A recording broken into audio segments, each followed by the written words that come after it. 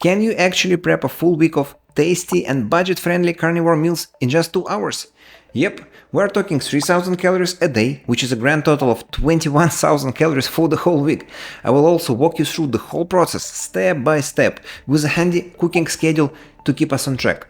We will also cover what ingredients you will need and if there is any special kitchen gear that will help us out. And as a bonus, we will check out how this food holds up by the end of the week, making sure it is still good to eat. Are you ready? This is Yegor. Let's get started. Why 3000 calories a day? Well, that's targeted at folks who live an active lifestyle and hit the gym regularly. If you are more of a couch potato, you will need a lot less, which makes the cooking even easier. Quick disclaimer: always consult a healthcare provider before making any big changes to your diet. Now, a bit of my backstory. I started the carnivore diet over 4 years ago to tackle some health issues like digestive troubles and skin conditions. I was the guy who'd spent endless hours on Reddit trying to figure out what to eat and how to cook it. Spoiler alert: frying up a steak every day just wasn't sustainable. Not to mention the constant need to air out the kitchen. Cooking this way creates a lot of smoke and leaves greasy film on everything. Over time, my cooking game evolved. I was on a mission to find ways to cook faster, smarter and tastier.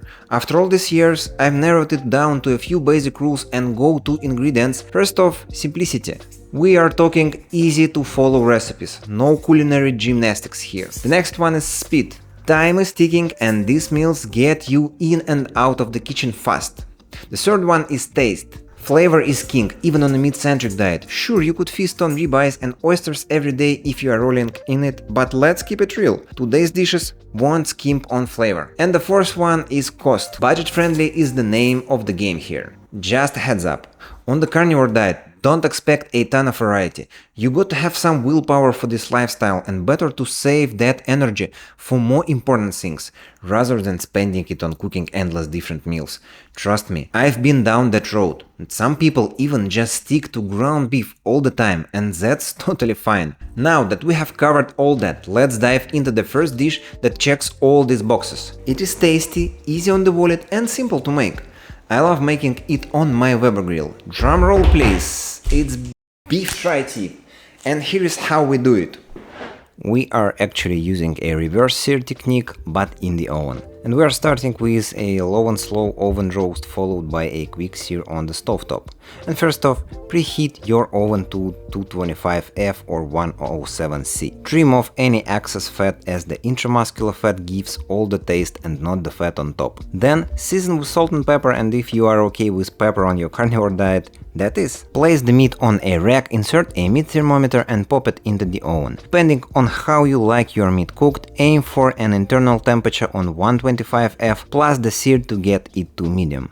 Yet don't forget to put baking sheet under the rack to catch all the drippings. And you can also choose smaller cuts to save time during the low and slow stage. After about 60 minutes, your tri-tip should hit that 125F mark, and time to get it out of the oven and onto the skillet. A bigger skillet works best. I can fit 2 pieces at a time. Sear each side for about 1.5 to 2 minutes, making it about 4 minutes per batch. In total, that is 12 minutes of searing.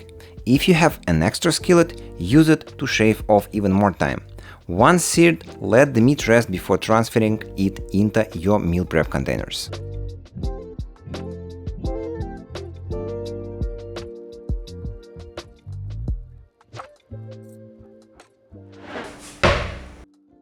There you have it, 6 tri-tips done. Let's tally up: 10 minutes for prep, 16 minutes in the oven and 15 minutes for the sear, making it 1 hour and 25 minutes in total. But let's be honest, this is not going to get us to 21,000 calories for the week. So let's move on to the next dish. And one more. Want to take your tri-tip to the next level? Consider a dry brine. Rub your meat with salt and let it sit on the rack in the fridge at least overnight. This not only boosts the flavor but also ensures a more tender result. Alright, we have conquered the tri-tips and let's move on to the next dish. Are you ready to flex your culinary skills?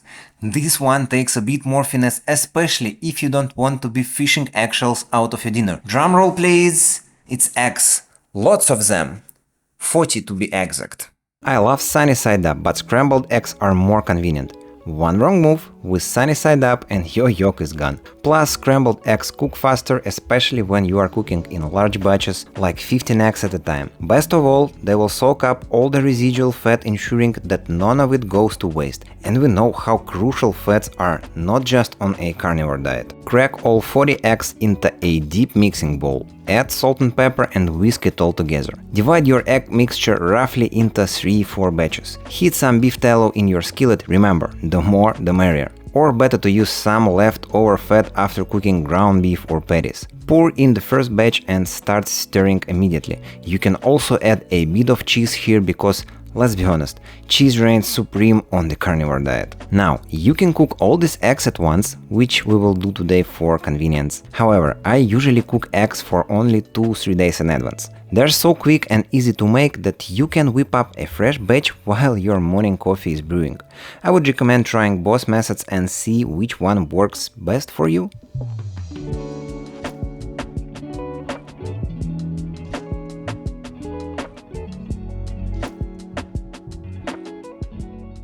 So, there we have it, another dish done, and we are that much closer to our 21,000 calorie goal for the week. But what's next? We are almost 2 hours in already. It seems that I deceived you and it is unrealistic to cook such a quantity of food in 2 hours. I'm joking. Let's take a quick step back in time.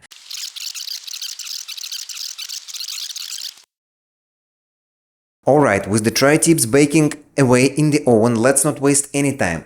We are still aiming for that 2-hour culinary marathon. So let's move on to the next staple of the carnivore diet, ground beef. 80-20 protein to fat ratio. It's perfectly balanced in terms of protein and fat, so it is a no-brainer. And by the way, if you are finding this content helpful, make sure to hit that like button as it helps YouTube to share this with more people. For ground beef, you have two options. If you want to cook it quickly, just fry it as is. But if you are after a bit more flavor, make smash patties. They will have that delicious crust on both sides while keeping the juices locked in. The downside is that it takes a bit longer to cook and you will have to deal with more smoke. Today we are doing both. We will start by frying the ground beef by portions. Make sure not to overcrowd the skillet. You want as much beef as possible making contact with the surface for maximum caramelization. Season it well, and if you are sticking to strict carnivore, just use salt. Once it's browned, you can mix it and finish cooking. I like to sprinkle some grated parmesan or any hard cheese on top. If anything starts to stick, deglaze the pan with a splash of water, ensuring all those delicious brown bits incorporate into the meat. Now for the smash patties, form 150 gram balls of ground beef. Prepare some parchment paper and grab a sturdy spatula or even a plate to use as a smasher. I have a smasher, fortunately. Lay as many balls on the skillet as you can fit into smash burgers. Even on a large skillet like this, that may just be 2 patties. This is where outdoor grilling or a griddle can help. You can cook 4, 6, 8, 10 patties at once. Place a beef ball on the skillet, then flatten it through parchment paper to avoid breaking it. The thinner, the better. Season, and after 20-30 seconds flip it. Another 20-30 seconds and voila, it's done. But as I mentioned earlier, this will require a bit of effort. And remember, don't waste the residual fat in the pan. It is perfect for cooking eggs and even the tri-tips can benefit from it. Your scrambled eggs will soak it all up beautifully.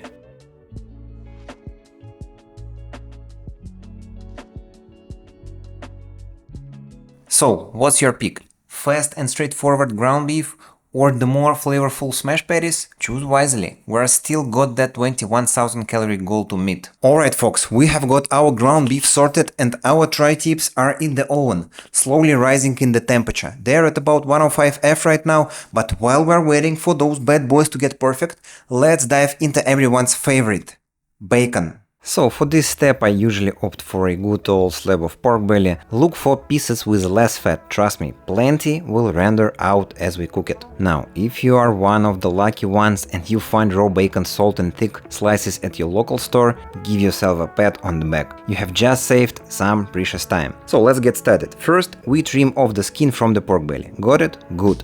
Now, slice this beauty into about 1.5 inch thick slices. Season them with salt, generous but not overly so. We are keeping it pure carnivore after all. Now, let's talk strategy. Our tri-tips have just hit their target temperature, which means it's searing time. But hold on, Let's maximize that oven space. We will toss our bacon in first to make sure we're still on track for our 2-hour culinary marathon. Take out your oven rack for a moment. Set the tri-tips aside. Crank that oven heat up to 375 F. Arrange those bacon slices on a baking rack set over a sheet pan. This way we catch all those beautiful drippings. Slide the bacon into the oven and bake them for about 20 minutes. Don't forget to flip the halfway through to get that even cook. Quick note for you, my bacon batch is about 1.7 kilos, so depending on your slices, you might need a second round in the oven, or if you have 2 racks, you can load 2 racks and cook all the bacon in one batch. Before we dive into the nitty-gritty details like macros and step-by-step processes, let's touch on the topic of diet strictness. A lot of people feel that once they have chosen a dietary approach, like the carnivore diet, they have to stick to it religiously. While it's true that any diet's effectiveness is somewhat related to how strictly you follow it, life is all about balance, you know. So let's get real. Sometimes you want to spice things up a bit, especially if you have been on a strict regime for a while. For me, after about a month of going pure carnivore, I start to loosen the reins a bit. A month is usually enough time for me to feel the health benefits. Better digestions, clearer skin, and even some weight loss, especially when combined with exercises and heavy lifting. So, how do we safely incorporate some flavors back into our diet? Let's start with ground beef. You can mix it with pure tomatoes and top it off with some Parmesan or any other hard cheese. The tomatoes add a touch of sweetness and acidity that balances out the richness of the beef. And for the pickle lovers out there, I always add a homemade pickled cucumber and some pickled red onions. The acidity really complements any type of meat, making the dish more balanced and just more enjoyable overall. Now, for my favorite, eggs, sunny side up with onions. Just saute some onions until they're translucent and add eggs, but be careful not to break the yolk. The onions add a sweet caramelized flavor that takes the eggs to the whole new level. Remember, these are just guidelines. Always listen to your body and see how it reacts when reintroducing these foods. If you are feeling good and your health allows for it, go ahead and add a little excitement to your carnivore diet. First, let's do a quick recap, and as promised, I will show you a step-by-step table outlining the cooking process and the macros. So we start with the tri-tip steaks because they take the longest. It is around 15 minutes of prep time for trimming, seasoning and setting the meat thermometer. Then it's into the oven for low and slow hour. This free time allows us to prepare other dishes. While the oven is busy with the tri-tip, we move on to cooking the ground beef on the stovetop. No prep time need here, it takes about 40 minutes to cook through. Next, we cut off the skin and slice up the pork belly into bacon strips. This takes another 20 minutes. By the time this is done, the tri-tips are ready to come out of the oven, making room for the bacon. 2 rounds of bacon cooking take around 40 minutes. With the bacon in the oven, we sear the tri-tips in a pan for a perfect crust, which takes about 15 minutes. And finally, we prepare scrambled eggs in our batches, taking a total of 20 minutes. So altogether we are looking at a cooking timeline of 2 hours and 15 minutes, and the beauty of this method is its efficiency, and you don't need any fancy equipment, just a large 18-inch wide pan and an oven, which most people have. Not everyone has the luxury to grill every weekend or even weekdays, but if you do grilling, makes the process even faster, cleaner and of course tastier. Now let's talk macros. We have prepared 6 tri-tip steaks weighing a total of 7.3 pounds, which is approximately 3.3 kilograms, 3.7 pounds, approximately 1.7 kilograms of pork belly, 4.4 pounds, approximately 2 kilos of ground beef and 40 eggs. The total calorie counts come to almost 24,000. However, we have to subtract the 1300 calories from the 160 grams of rendered fat from the bacon. Keep in mind, the calorie count is an estimate. It is subject to variations depending on the fat content of the tri-tip, bacon and the size of the eggs. So 21,000 calories is a rough guideline. At the beginning of this video, I promised we would find out if this meal prep can actually last until day 7. So see you in a week. Hey everyone, so the week has gone by. Let's grab those containers from the fridge and see how the food looks and tastes after a week. I could eat all of this cold, but for the sake of the video I will quickly slice up the tri-tip, which is still a pink on the inside, and heat everything in a pan.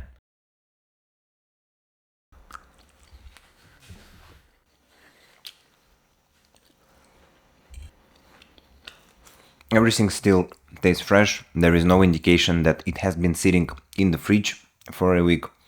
And if you are using special vacuum sealed containers, the food will stay fresh even longer. Alright guys, this has been great. I hope you found this video helpful. Make sure to watch a couple of more of my videos to support the channel. It helps the YouTube algorithms promote my content, and that's honestly the best way to support me. Peace.